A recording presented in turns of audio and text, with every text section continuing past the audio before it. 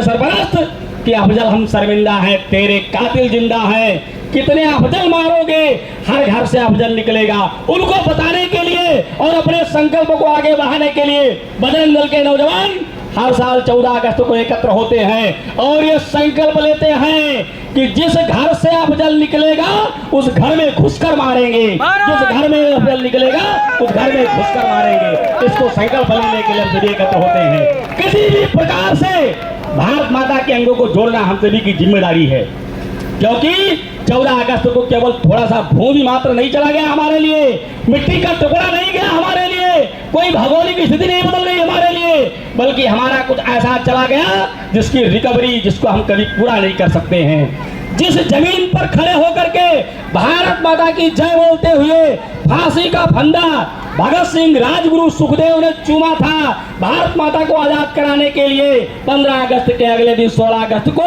वह जमीन ही भारत माता का अंग नहीं रह गई, वह जमीन ही पाकिस्तान में चली गई।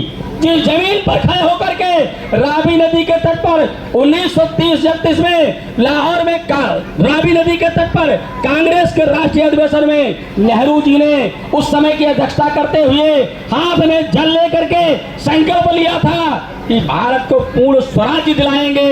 16 अगस्त 47 को वह जमीन ही हमारी नहीं रही, वो जमीन ही हमसे अलग चली गई। लव का बसाया हुआ लाहौर हमारा नहीं रहा, कुश का बसाया हुआ कुसूर हमारा नहीं रहा, कटसराज का वो सरोवर हमारा नहीं रहा जहां पांडवों से यक्ष ने प्रश्न पूछे थे।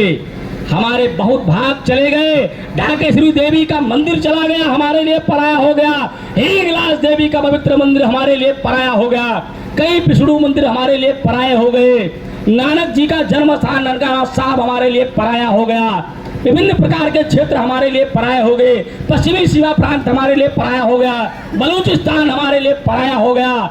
इस प्रकार